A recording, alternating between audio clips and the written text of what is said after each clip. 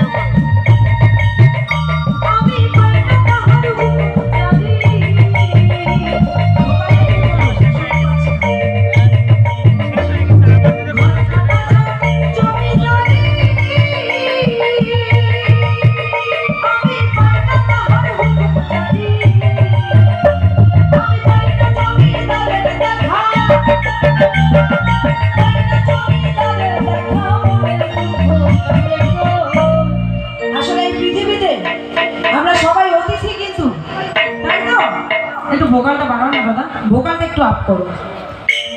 আমরা সবাই অতিথি, এই ঘর বাড়ি আমাদের কিচ্ছু না। যতই টাকা ইনকাম করো, যতই বড় বড় দালান কোঠা বানাও, তোমার লাস্টে কোথায় ঠাই হবে? কোথায় ঠাই হবে? যখন দম বন্ধ হয়ে যাবে না, তখন কোনো টাকা পয়সার কাজ হবে না, কোনো কিছু তোমাকে বাঁচাতে পারবে না। কোনো আত্মীয় স্বজন, ভালোবাসার মানুষ যতই তোমাকে ভালোবাসো, তোমাকে আটকে রাখতে পারবে না, এক সেকেন্ডও বেশি আটকে রাখতে পারবে না। ভগবান যখন পাঠিয়েছে, তোমাকে একটা সময় দিয়ে পাঠিয়েছে যে তুমি এই সময়ের জন্য ভালো কাজ করো। এটা আসতে ভালো কাজ করো, এই সময়ের জন্য ভালো কাজ করো। আমরা এসে পৃথিবীতে কি করি? যত সব আজে বাজে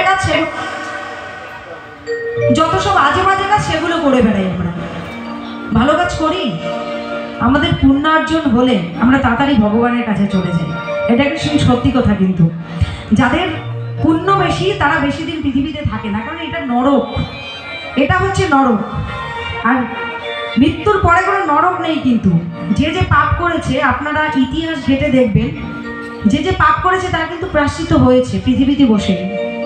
পরের জায়গা পরের জমি ঘর বানাইয়া আমি তো সে ঘরের মালিক, আমি তো সে ঘরের মালিক।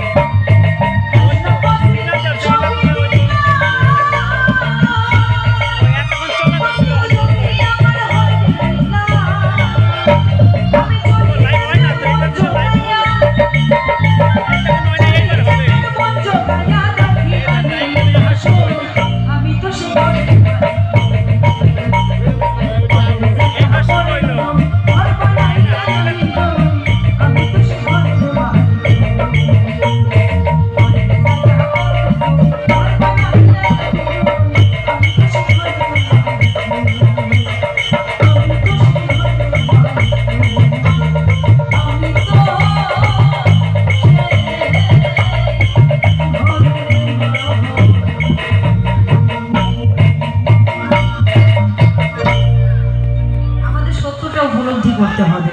তো যাই হোক, একটু ভোকালটা বাড়াবে।